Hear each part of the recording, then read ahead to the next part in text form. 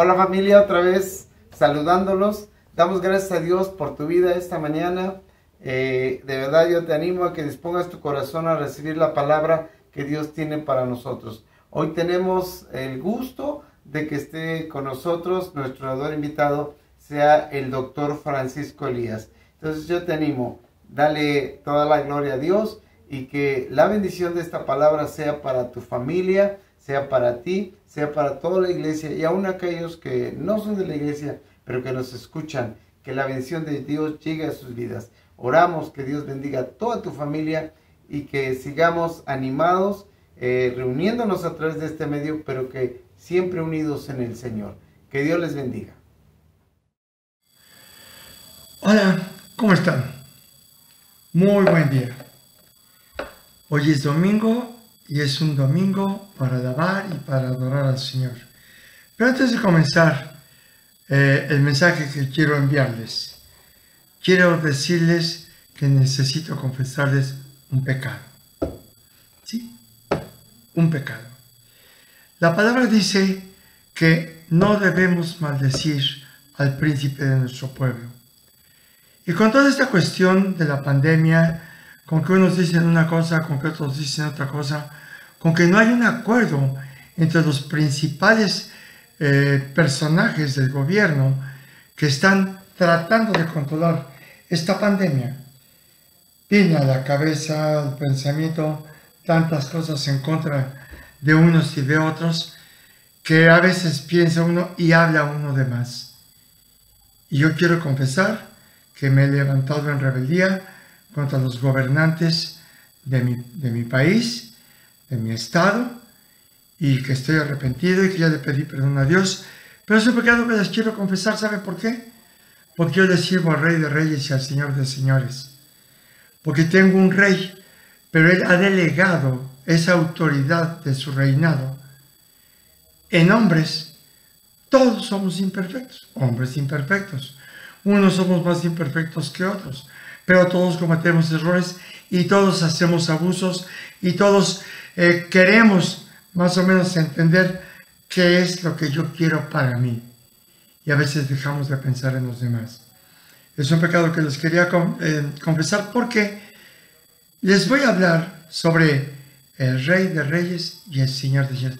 Mi Rey, mi Dios, mi Padre, mi Señor, el que gobierna mi vida, el que me dice que debo bendecir a mis autoridades, el que me dice que ruega que se hagan rogativas por cada uno de los gobernantes, el que me dice que toda autoridad está puesta por Él y que si está puesta por Él nosotros debemos obedecer esta autoridad. Y yo confieso este pecado porque seguramente muchos de ustedes están en la misma condición que yo. ¿Por qué? Porque a veces suena un poquito desesperante la cuestión de que si salimos, no salimos, si salimos nos podemos contagiar, si nos contagiamos nos podemos morir, la economía cada día va de mal en peor, no hay trabajo, no hay ventas, en fin. Es un caos en la actualidad que no sabemos cómo la va a resolver el gobierno, pero no nos interesa cómo la resuelva el gobierno. Nos interesa cómo la va a resolver Dios, porque Él es el hacedor de todas las cosas. Y como en una predicación anterior, yo les había dicho que me había gustado mucho lo que dijo este hombre, Marcos Brunet, acerca de cuando decía, Señor, toma el control, toma el control. Y Dios le contestó, ¿y yo? ¿Cuándo he pedido el control? No he perdido el control. Todo está bajo la soberanía absoluta, los decretos, los planes, los propósitos que Dios tiene para la vida de cada uno de nosotros. Por eso quería confesarles este pecado antes de comenzar con el siguiente mensaje que quiero informarles. Padre eterno, gracias te damos por el día de hoy. Unge mis labios, unge mi boca para que yo pueda transmitir lo que hay en tu corazón al corazón de los demás. Yo te pido perdón por todo lo que ha habido en mi cabeza, por todo lo que ha habido de resentimiento, por todas las palabras que he pronunciado, porque me he levantado en contra de la autoridad y me he levantado en contra tuya. Y yo te pido, Señor, que si algunos de los que están escuchando este mensaje lo han hecho también, se arrepientan, te pida perdón y vuelvan a ser hombres y mujeres sumisos bajo la autoridad que tú has delegado en nuestros gobernantes. Gracias, Padre, y todo esto te lo pido en el nombre poderoso de Jesucristo. Amén. Estaba leyendo en mi lectura de la Biblia que hago de la Biblia en un año. Sigo a tiempo. Estaba yo leyendo el libro de Jueces, capítulo 2, que empieza en el versículo 7 y que les quiero leer. Y dice así: y el pueblo había servido a Jehová todo el tiempo de Josué, todo el tiempo de los ancianos que sobrevivieron a Josué, los cuales habían visto todas las grandes obras del Señor que él había hecho por Israel. Pero murió Josué, siervo del Señor, siendo de 110 años. Y lo sepultaron en su heredad en Timnat-Sera, en el monte de Efraín, al norte del monte de Gaz. Y toda aquella generación también fue reunida a sus padres, y se levantó después de ellos otra generación que no conocía a Jehová, ni la obra que él había hecho por Israel. Que no conocía a Jehová y que no había conocido la obra que Dios había hecho por Israel. ¿Y saben qué? Estamos viviendo esos tiempos. Los tiempos en que nadie conoce a Dios. Porque todo el mundo conoce a Dios a través de una religión, pero no la conoce a través de su palabra.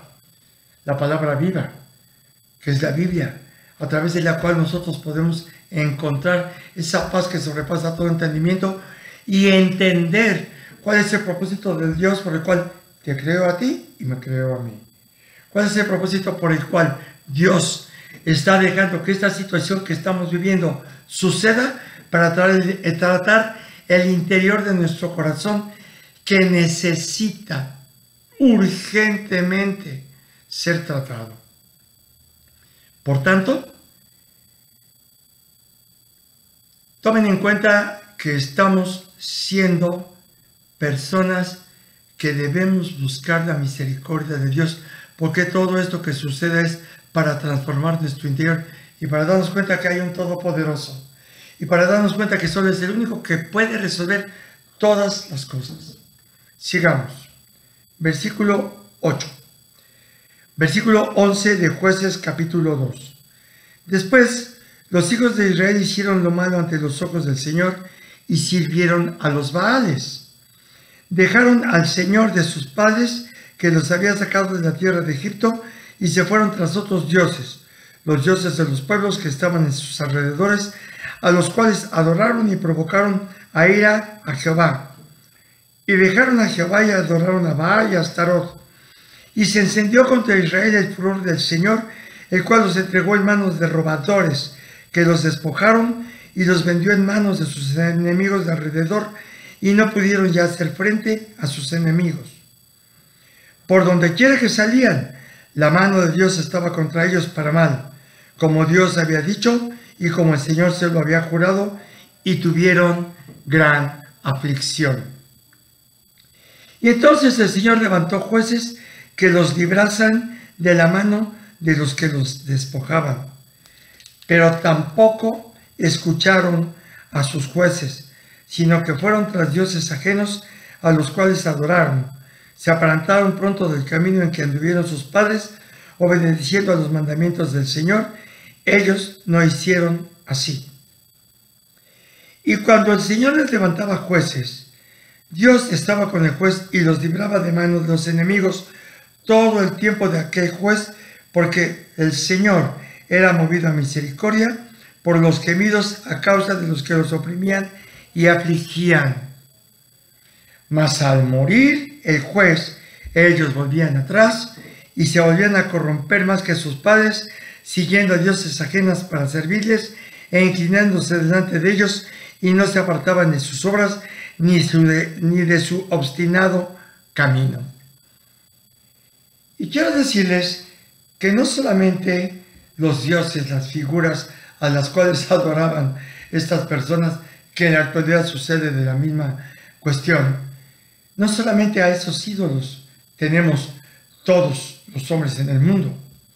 Está el ídolo del dinero, está el ídolo de las propiedades, está el ídolo de la soberbia, el ídolo de la vanidad, el ídolo de la presunción, el ídolo de tantas cosas tan superfluas que hay en la vida, que dejamos al Señor nuestro Creador para volvernos hacia ellos. Ahora acompáñenme al capítulo 3 de Jueces, versículo 7. Nombra a Dios al primer juez, Otoniel. Hicieron pues los hijos de Israel lo malo ante los ojos del Señor, y olvidaron a Jehová su Dios, y sirvieron a los bailes y a las imágenes de acera. Y la ira de Dios se encendió contra Israel, y los vendió en manos de Cusam Risataim, rey de Mesopotamia, y sirvieron los hijos de Israel a Cusam Risataim 8 años. Entonces clamaron los hijos de Israel al Señor, y el Señor levantó un libertador a los hijos de Israel y los libró, esto es, a Otoniel, hijo de Cenaz, hermano menor de Caleb. Y el Espíritu de Dios vino sobre él, y juzgó a Israel, y salió a batalla, y Dios entregó en su mano a Cusam Risataim, rey de Siria, y prevaleció su mano contra Cusam Risataim, y reposó la tierra 40 años, y murió Otoniel, hijo de Cenaz.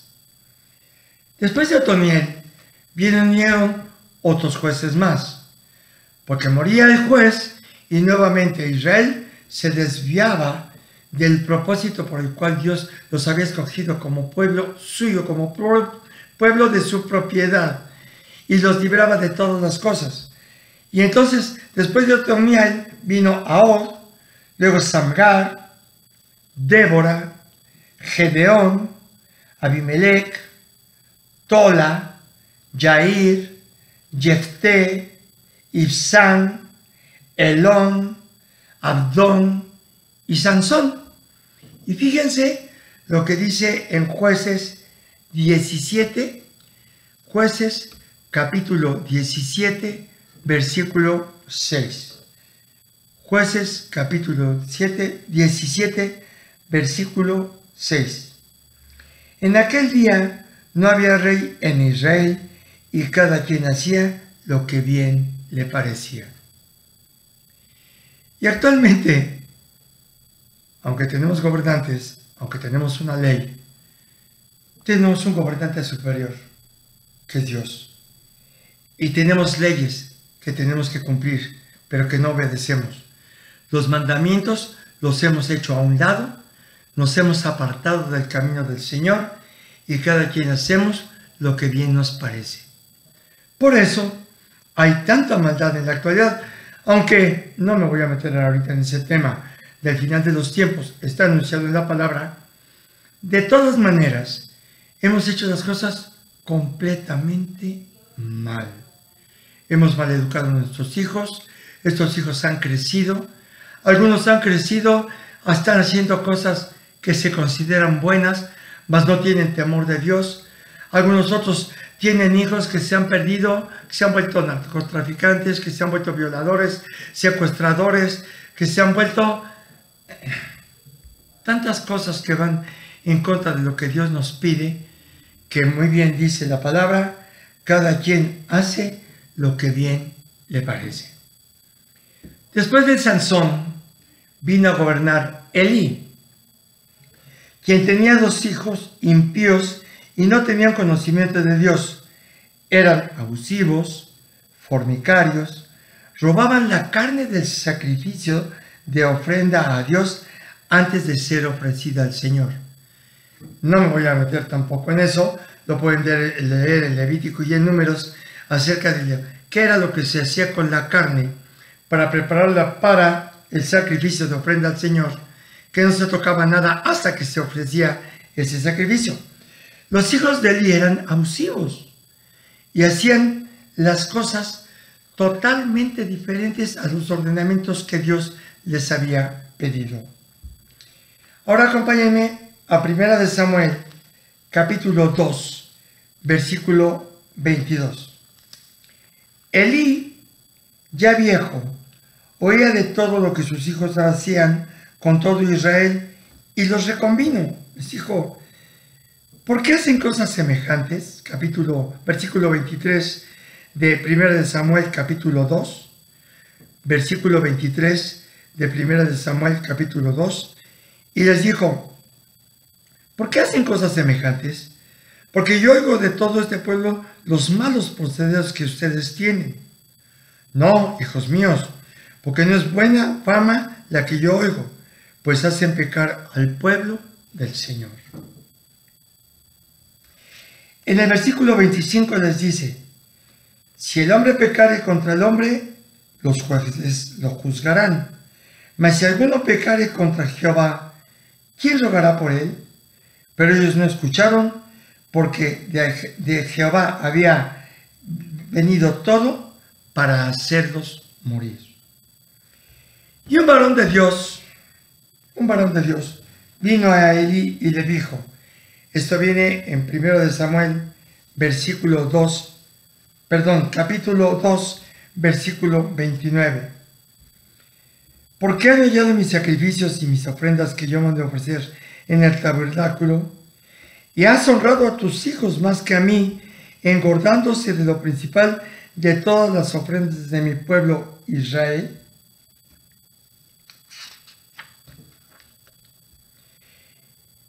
Y en el versículo 30, este varón de Dios le avisa a Elí, le anuncia: por tanto, Jehová, el Dios de Israel, dice: yo había dicho que tú y tu casa y la casa de tu padre andarían delante de mí perpetuamente. Mas ahora ha dicho el Señor: nunca yo tal haga, porque yo honraré a los que me honran, y los que me desprecian serán tenidos en poco.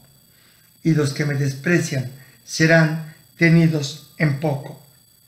He aquí, vienen días en que cortaré tu brazo y el brazo de la casa de tu padre, de modo que no haya anciano en tu casa.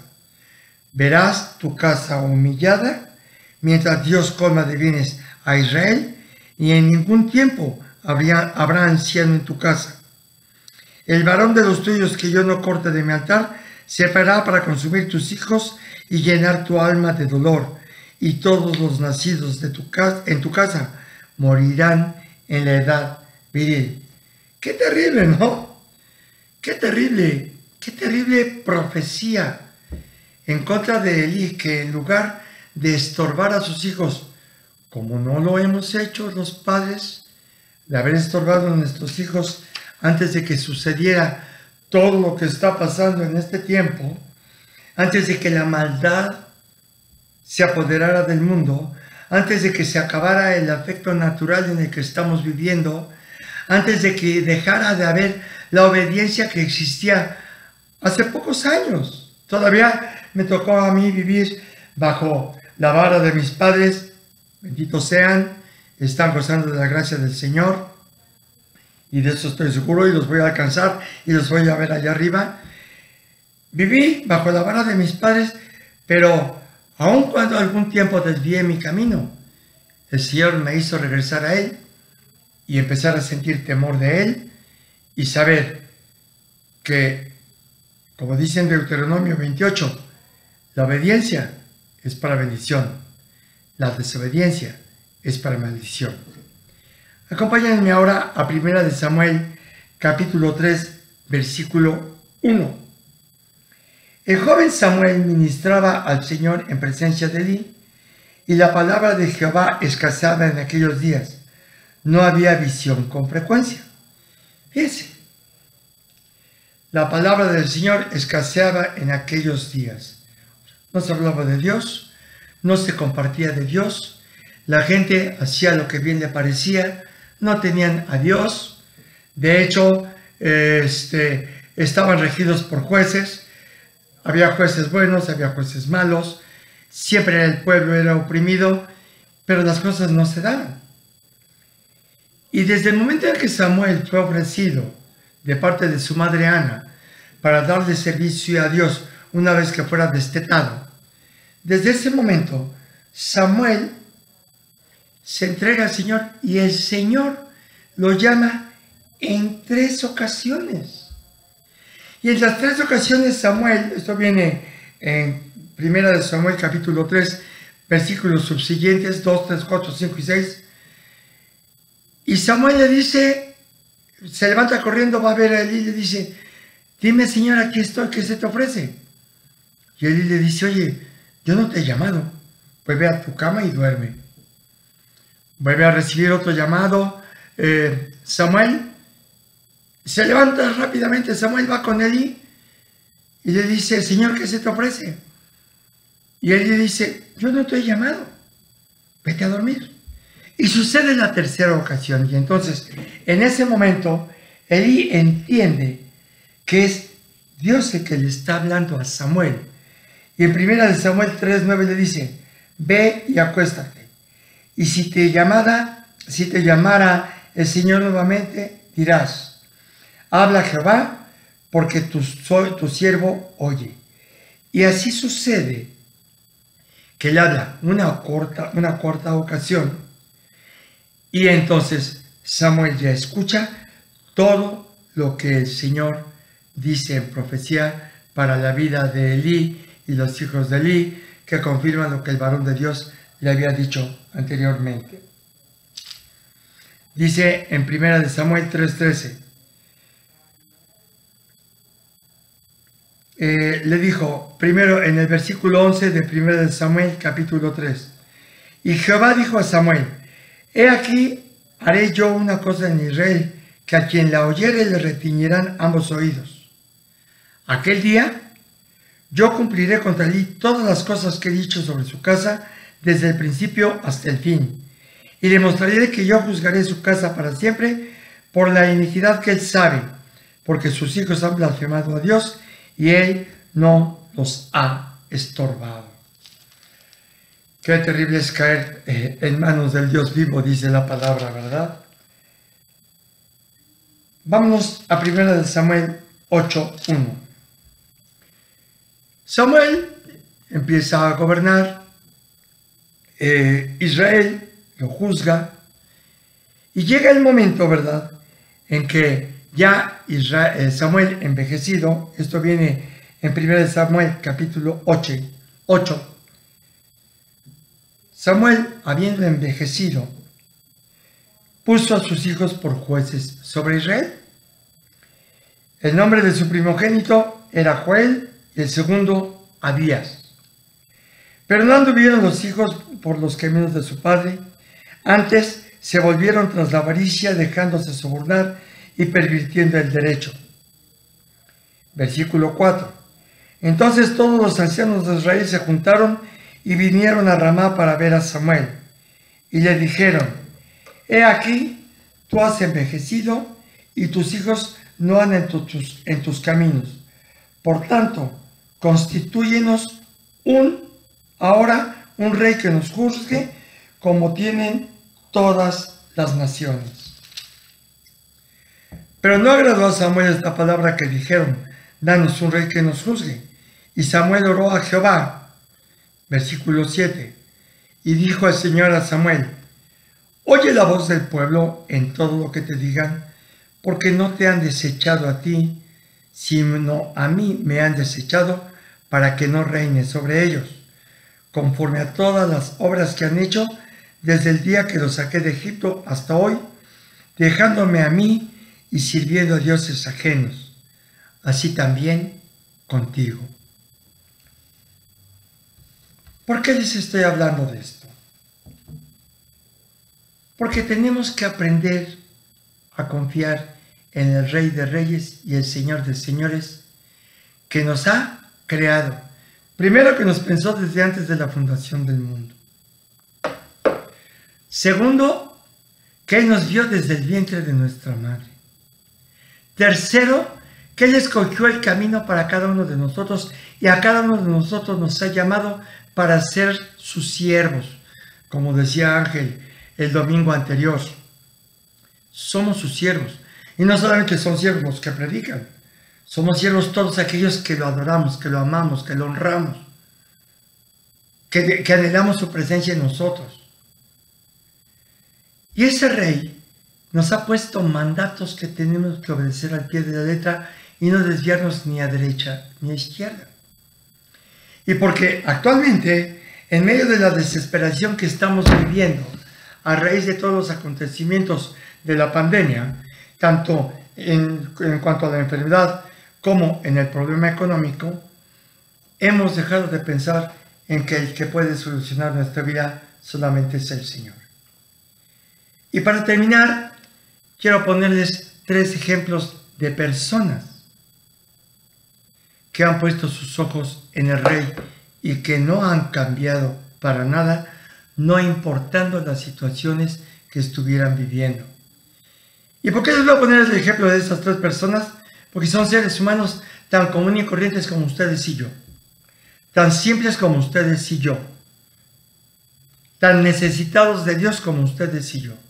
Y quiero comenzar a platicarles la historia de Hasta el último hombre, la película que hemos visto ahí en el río, ciertos tramos, que nos habla de aquel soldado que había vivido en un hogar sumamente violento, cuyo padre golpeaba a su madre y que en una ocasión él, desesperado, toma la pistola para matar a su padre y se da cuenta del error que está cometiendo. Desde ese momento él jura no tocar un arma. Llega la Segunda Guerra Mundial y él se alista para servir a las tropas de su país, porque no se le hacía justo que jóvenes de su edad estuvieran combatiendo mientras él estaba viviendo cómodamente en su país. Se alista y él quiere ser paramédico, pero como paramédico también tiene la obligación de cargar un uniforme y tiene la obligación de cargar un arma. Cuando llegan a las prácticas de armas, el sargento le exige tomar el arma y él se niega. Y de ahí viene una situación en la cual lo ridiculizan, porque por culpa de él castigaban a todo el pelotón, lo maltrataban, lo lastimaban, lo abofeteaban, lo pusieron a lavar baños, lo pusieron a trapear, le hicieron cosa y media. Yo no sé cómo aguantó tanto, porque le hicieron hasta consejo de guerra y él dijo: no, señor, yo le voy a servir a mi país, pero primero tengo un Dios al cual temo, y ese Dios es el que me va a mí a ayudar a servir a mis compañeros. Van a la guerra y fue el único que se quedó, habiendo subido a una cima con C, a una cima en donde estaba tropas japonesas, y rescató a una gran cantidad de soldados heridos, tanto de su país y hasta japoneses. Él se esforzó y le decía: Señor, antes de empezar la batalla, se encomendaba a Dios y decía: Señor, sé propicio a mi vida. Y cuando estaba en medio de la batalla, en medio de los balazos, en medio de los bombardeos, él jalaba a los heridos y los bajaba con una cuerda hasta la parte inferior en la que estaban las tropas de su país. Y decían: es un loco que está bajando a los heridos. Salvó a tantos sin haber tocado una sola arma, porque confió en el Rey, en su Dios. Se sometió, no se sometió a la autoridad por cosas que no eran adecuadas, porque él decía, el mandamiento dice: no matarás. Por ejemplo, la guerra es algo diferente. El mandamiento dice: no matarás. Y aún a los japoneses los ayudó, algunos, para que no fueran muertos. Esa es una historia. Otra historia habla acerca de otro soldado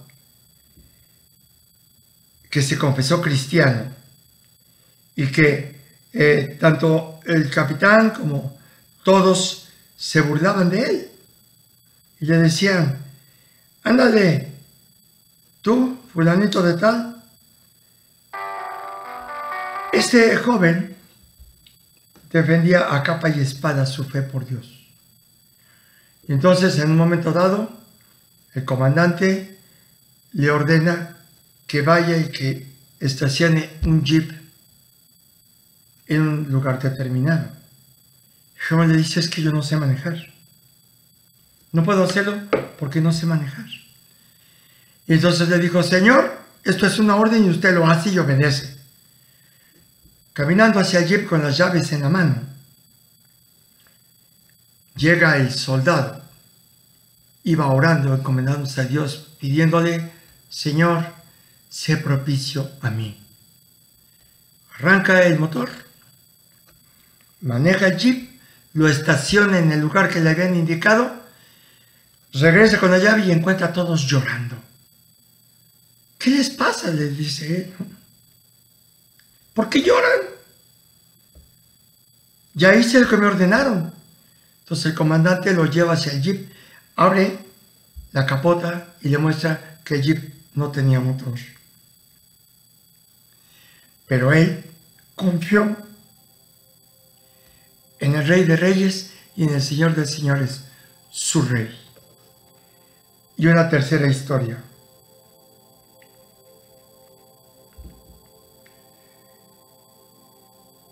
Jorge Müller leyó la Biblia más de 200 veces, 50 de ellas de rodillas. Y antes de su muerte, cuando un periodista le preguntó qué le gustaría hacer aún de rodillas, respondió: ¿leer más de la Biblia?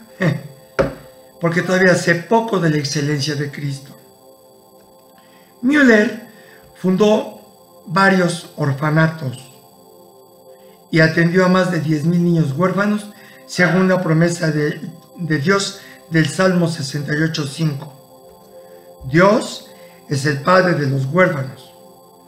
Sus seguidores cuentan historias interesantes sobre él, entre ellos uno cuando Müller oraba en su habitación y su fama ya era notoria.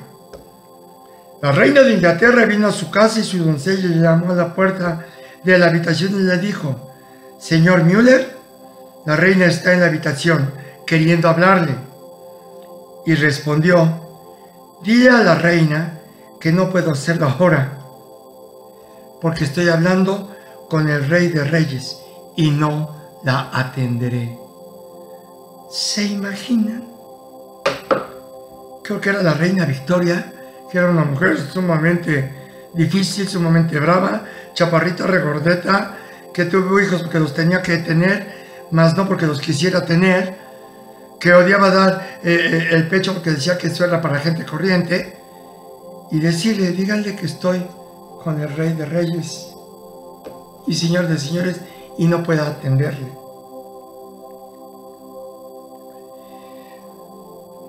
En otra ocasión, su orfanato amaneció sin comida para los más de 1,000 huérfanos en ese momento. Y la desesperación se apoderó de todo el personal, pero Müller dijo: no le pido nada al hombre, mi pacto es con Dios. Entró en su habitación y oró: Padre de los huérfanos, falta pan. En nombre de Jesús. Amén.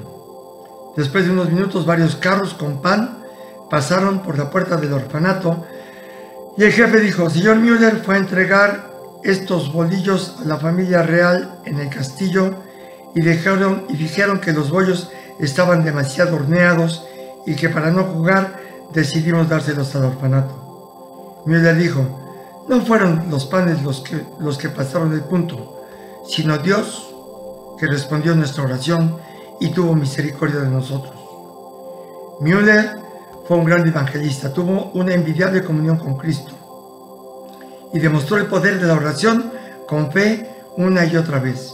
Müller tenía un cuaderno en el que había anotado más de 50,000 oraciones que fueron respondidas por Dios. Recordemos que cuando vivimos en dependencia de Dios, Él mismo crea circunstancias favorables para nosotros. Por muy mal que parezca tu situación, Dios te sacará de ahí en el momento menos esperado. Y así es. El Señor es mi Dios, es mi Rey, es mi Padre. Y ya les dije la otra vez, estoy trabajando. ¿Y saben por qué estoy trabajando? Porque Él me pensó desde antes de la fundación del mundo. ¿Y saben por qué estoy trabajando? Porque Él es el dueño de la vida y de la muerte. Y yo dependo de Él. Y Él determina si me voy a infectar y me voy a morir, pues me toca. Si no me quiere llamar todavía porque me considera útil para servir en este mundo, aquí estaré. Pero primero confiaré en Él. Primero confiaré en Él, mi Señor, el dador de vida, el Todopoderoso. Vamos a orar. Gracias, Padre, por esta mañana. Gracias, Dios, porque tú has hablado a mi corazón. Y hoy nuevamente entiendo que sin ti nada podemos hacer.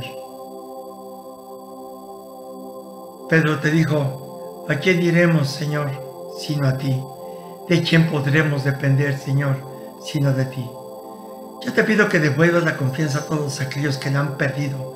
Yo te pido que devuelvas la fe a todos aquellos que aún encerrados están desesperados porque no saben qué hacer. Yo te pido que les muestres que tú eres el Todopoderoso y que esta epidemia está bajo tu control y que todas las cosas van a suceder según tu voluntad y no según lo que anuncian las autoridades, porque tú eres el hacedor de todas las cosas. Gracias, Señor. Yo te bendigo. Yo te bendigo, Dios. Bendice al Señor. Yo te bendigo, Padre, porque sé que tus misericordias son nuevas cada mañana, porque tu fidelidad es más alta que las nubes, porque tú estás con nosotros en todo momento, porque tú eres nuestro dador de vida, porque tú eres nuestro Señor, porque tú eres nuestro Salvador. Gracias, Padre, en el poderoso nombre de Jesús. Amén. Que tengan un excelente domingo. Llénense de la paz de Dios y ya pronto nos vamos a ver. En octubre estamos juntos, no se preocupen. Que Dios los bendiga. Buen domingo.